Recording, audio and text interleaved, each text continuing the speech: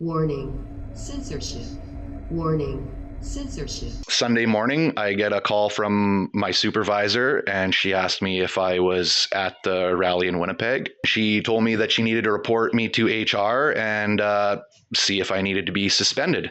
So she says, okay, well, I have to suspend you for 2 weeks without pay.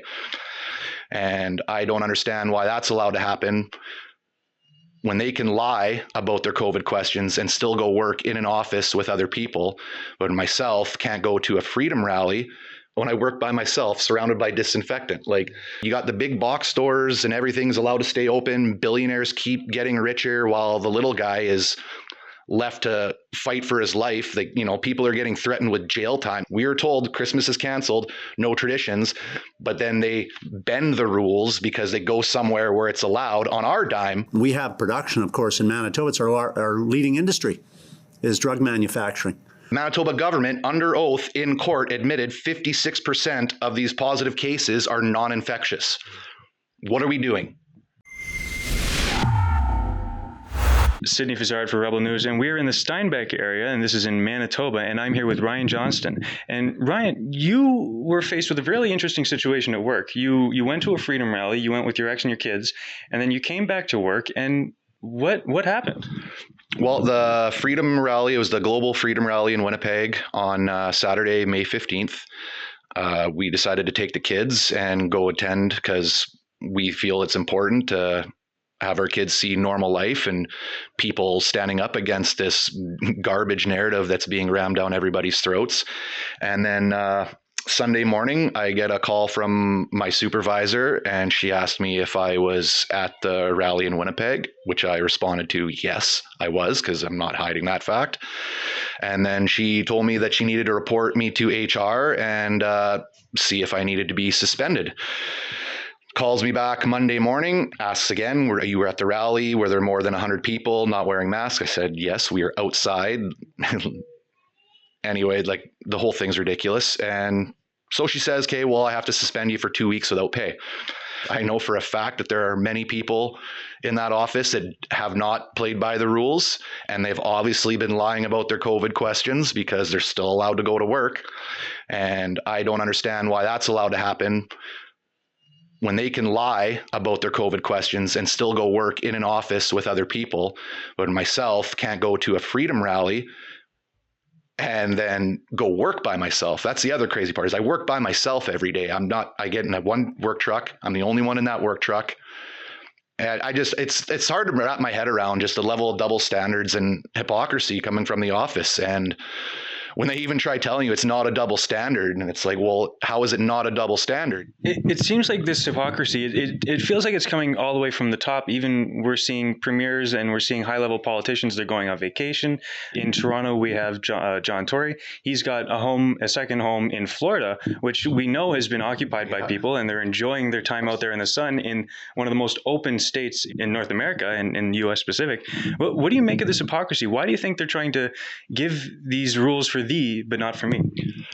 Oh, it's obviously, there's no other way that I can see it other than it's some sort of sinister ulterior motive by people in power. I mean, how else do you explain it? When you got the big box stores and everything's allowed to stay open, billionaires keep getting richer while the little guy is left to fight for his life. Like, people are getting threatened with jail time. Like, just look at Chris Scott in Alberta. The guy's trying not to go bankrupt, so he opens his business and he gets thrown in jail for it. Like, and then they barricade up the gas tanks in the town too. I mean, like, a town of 500 people, give me a break. Like, nothing makes sense anymore. And like you say, it stems from the top down. How many politicians have broken the rules, especially over the Christmas holidays? We are told Christmas is canceled, no traditions, but then they bend the rules because they go somewhere where it's allowed on our dime, by the way, and act like they've done nothing wrong. Like, what was the MLA from Alberta who went to Hawaii? Oh, it was a Christmas family tradition. Time out. You said traditions weren't allowed to happen this year. So it's got to stop, and there's too many little people being held down. Even with the premier in Manitoba, Premier Pallister, where he's come out with the 11th commandment. I've come up with an 11th commandment, which is obey the public health orders. What do you make of that? Well, I don't really. How do you take anything that those guys say seriously? I mean, he was asked question the other day about forget maybe it was ivermectin or whatever, about other treatments to protect against COVID other than the vaccine, and his response was talk about the vaccine for a little bit and then thank the rain gods for bringing rain to snuff out the forest fire. That ivermectin, I mean, are we doing anything with that? And if not, why not? We're pursuing domestic research that we hope can lead to better vaccine availability in the future, perhaps not during this wave, but when we need boosters in coming years, or if there's another pandemic, to have Canadian research available. And we have production, of course, in Manitoba. It's our leading industry is drug manufacturing. I just want to say thanks to all concerned for the rain. Our fire situation, though not fully addressed, is been significantly reduced in terms of its danger as a consequence of this rain. And of course, when farmers make money, we're all better off. And this is $1 billion rain for our ag community. So I want to thank the people in charge for making that rain available. Keep up the great work. Really? This is who we're supposed to be listening to? And how about the fact that nobody in the mainstream media is covering the fact that on May 10th, the Manitoba government, under oath in court, admitted 56% of these positive cases are non-infectious. What are we doing? So we just keep with the lockdowns, we keep with the restrictions, just keep destroying people's lives in some false narrative that you're keeping them safe. Brian Powell, they're all just so whacked in the head. It's ridiculous. Like Patty Hyju, vitamin D. At least 75 recent studies have shown that optimal vitamin D levels significantly reduce susceptibility to COVID-19 and significantly improve health outcomes if people do get infected.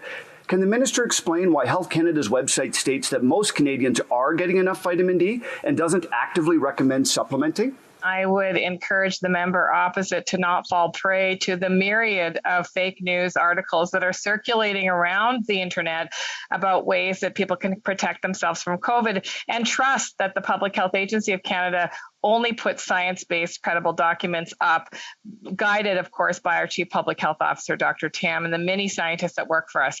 Mr. Speaker, what Canadians need now is trust, and they need to be able to trust in the information that their elected officials are sharing. And I would urge the member to get his sources from credible sites. Thank you. It's misinformation.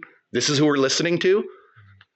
But I'm wrong for but I'm the crazy person, conspiracy theorist, for going for a rally and questioning the government's actions. That's basically what it is. It's government has been mishandling this from the get-go, and enough's enough. And to bring it back to your place of work, you have sanitation to deal with on a daily. You know how to stay safe. You guys have extra precautions at your workplace. Could you go into that a little bit? Well, part of what I do for a living, it's not a glorious job, but it keeps me in my own bed every night after spending a decade working on the road.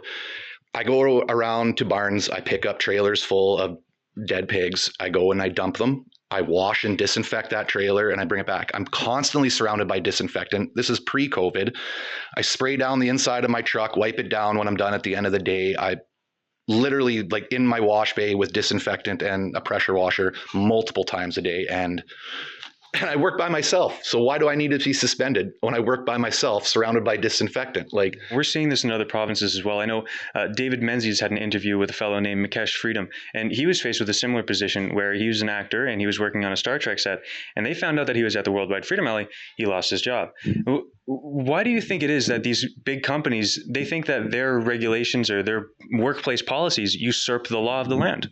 Well, it's the same bias that we are seeing towards anything other than the mainstream left, even before COVID. I mean, you just say the word conservative and, you get, you're a white supremacist, you're anti-gay, you're this, that, you're any kind of insult or demonization that they can label you for being conservative, they use. And it's the same thing. If I were to attend a Black Lives Matter rally in Winnipeg, or maybe if I was marching in that pro-Palestine march that was happening the same day in Winnipeg, maybe that would have been okay. But because I'm standing up against the government and it's not a left-wing, narrative, then I guess I get disciplined for it. I mean, just look at the coverage Rebel News has done, that Young Dundas Square there, when those people were illegally occupying. They tried to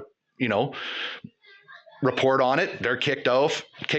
Those people get to stay there, but then you go to protest against the lockdowns in the same place and you're booted. Like, it just, nothing makes sense. It's biased completely towards the left. I mean, you even have our so-called conservative politicians afraid to say anything outside the line because they're just going to get demonized by the mainstream media. It makes me sad to hear about situations like this, where companies go way overboard in their internal policies and start to infringe on our God-given rights as Canadians. And if it's true they let someone go for simply going to church, well, of course, we need to know more. And because we here at Rebel News want to bring you not just the story, but the other side as well, I decided to give High Life a call to see what they had to say about the situation we're dealing with. Hi, this is High Life Deb speaking. Oh, hey there, how you doing? I was wondering if I could speak to the head of HR for the logistics department. What's it regarding? It's regarding an employee who was let go a few months ago. Okay, one moment, please. Sure, thank you. Bonjour, hello, you've reached Joe at High Life. Please leave me a message and I'll get back to you as soon as possible. Merci, bonne journée. Record your message at the tone. Well, that went nowhere. Though I understand people can't always answer the phone, so after a couple of shots, I decided to give Judy Hodge an email. She is High Life's public health expert, and in her company bio, it does allege that Judy, quote, loves to answer questions, so please feel free to reach out to her and her dedicated email, which I did. I emailed Judy, and these are the questions that I posed to her. I wanted to know from High Life what their opinion was on the Ryan Johnston situation. I asked about whether or not this political rally incident did occur and what policies would have permitted such a suspension. I asked her if any employees were suspended for attending an anti-lockdown rally or church. I also asked if these policies are applied uniformly or if managers who break these policies face different disciplinary actions. I also wanted to know if there were any policies in place to protect the charter rights of employees or if any attempts were made to balance the Charter of Rights of employees with COVID restrictions. I haven't heard back yet, and that was almost 2 weeks ago. But if they do send me a message and give back to me on my questions, I will let you guys know. In the meantime, Ryan has found other work, so he's doing all right. But unfortunately, he's not the only one who's had to deal with this kind of situation. If you know anybody dealing with a situation like this, send them to tips@rebelnews.com. Tell us what's going on. Show us the inside scoop. For Rebel News, I'm Sydney Fizzard. Hey guys, just a reminder, Canada is still the second largest country in the world, so if you want to help us get out there and show you what's going on, please go to lockdownreports.com and donate. Show your support. This really does help us get across the country to show you the other side of the story, and it's not something you're going to see anywhere else.